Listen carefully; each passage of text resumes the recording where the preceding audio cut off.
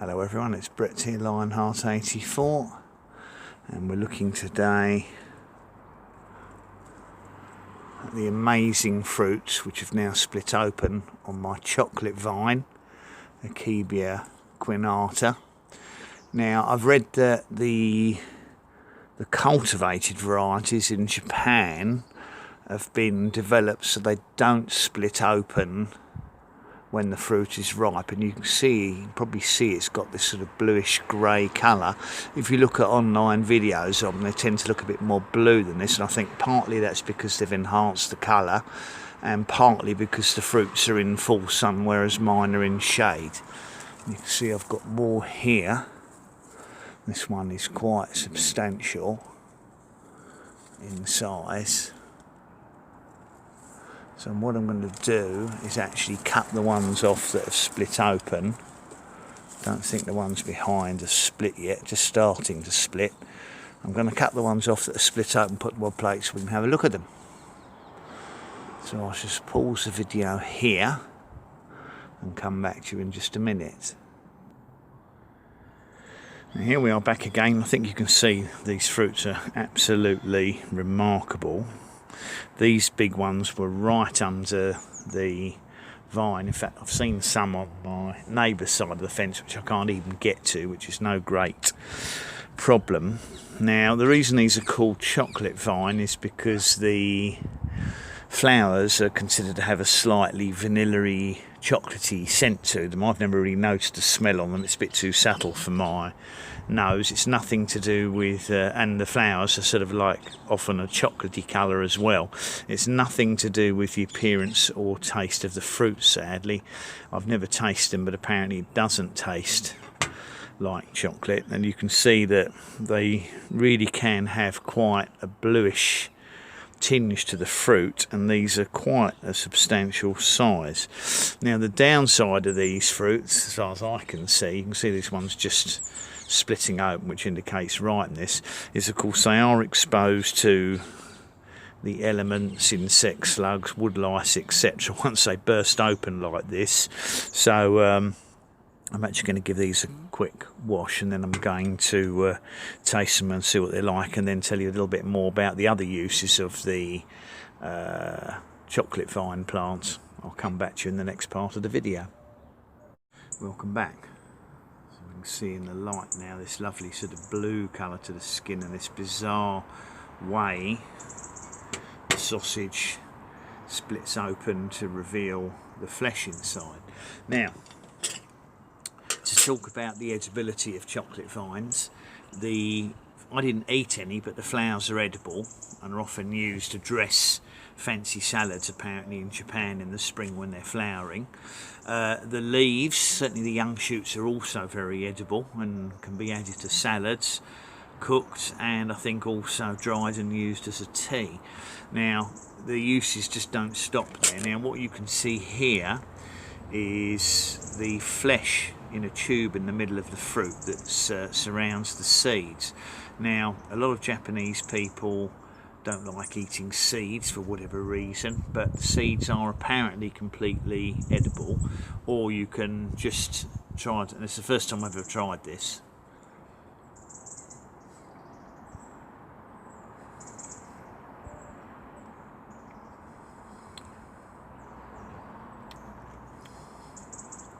The seeds are edible, but have a slight bitterness to them. Yeah, I can taste the bitterness in the seeds, or you can just eat, you can suck the flesh off them.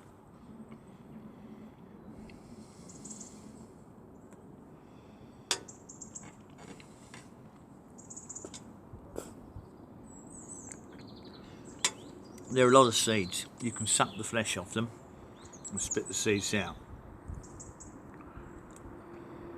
The seeds are definitely bitter. I wouldn't be going out my way to eat the seeds, but the flesh, it's got quite a nice sweetness to it, juicy.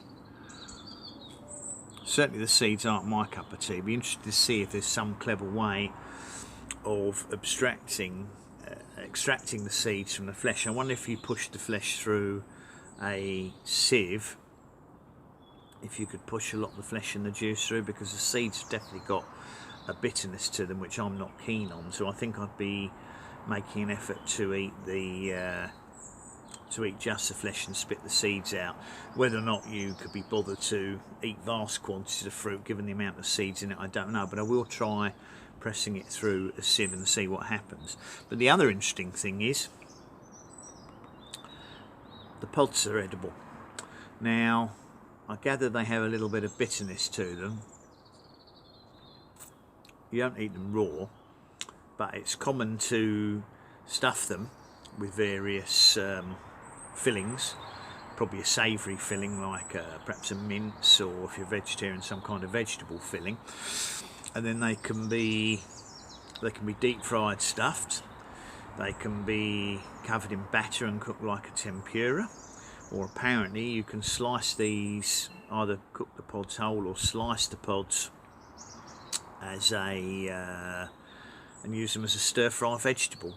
Japanese like to mix them with miso paste. So it looks to me like there are going to be lots of uses for this plant, and it's extremely hardy. I think it's hardy down to about -20 centigrade, which I think is probably about sort of -10 Fahrenheit, and provided you get a reasonably warm summer where you are, they will fruit, but you do need at least 2 plants. Excuse me, I thought I was going to sneeze here. You need at least 2 genetically diverse plants. It's no good buying 2 plants from the same nursery, because they've probably been propagated from cuttings of the same plant. So you either need 2 variations, so perhaps the white flowered one and the purple flowered one, or you need to buy 2 plants from mail order nurseries in different areas in the hope or assumption that they will be from a different genetic source. Or you could grow them from seed, of course, and you're guaranteed different genetic sources, but there's no chance of getting cultivated varieties over here that I have in Japan, which probably produce bigger fruits which are possibly sweeter, and as I said, they don't split open like these, but they really are a fascinating looking fruit, and an amazing talking point to have. I mean, the size of these are huge, but obviously there's a fair amount of flesh in them, but you could probably just smoothie the flesh and the seeds, but it seems to me that because the seeds have a bitterness to them, it would make the smoothie bitter. But if you're mixing with another sweet fruit, I believe the vitamin content of these fruits is very high, but I'm not keen on the aftertaste of the seeds. But as I said, what I might try to do is pulping these this evening through a sieve of some sort to see if I can pulp them out, and then I'm going to slice these shells up and perhaps try them in a stir fry to see what they taste like, because it's supposed to be very pleasant. I've also read that if you find the pod it does have some bitterness in it, you can soak it in warm water or hot water for an hour, and that apparently softens it and removes the bitterness as well. So that's my chocolate vine, or Akebia Quinata. We're in the middle of September, and I thought there'd be people who've been interested to see this. It's a very rarely seen fruit, especially in the UK, and even in most of America it's probably very rare, and it's the first time I've ever tasted one. The flesh gets a thumbs up, the seeds get a thumbs down, and as for these pods, I'm not going to bother stuffing them or doing tempura. I'm just going to slice them and do them in a stir fry and see how they come out, see if I think they're worth eating. But might do that in another short video just to report on the edibility of them. So thanks very much for watching my video. Appreciate it as always. Please give me a thumbs up. You can share the video if you think someone might be interested in this amazing looking fruit. Please subscribe to my channel if you haven't done so already, and if anything I'm growing interests you, then please remember to click on the bell, and you'll know when new videos come out. I'll catch up with you all soon. Brett out for now.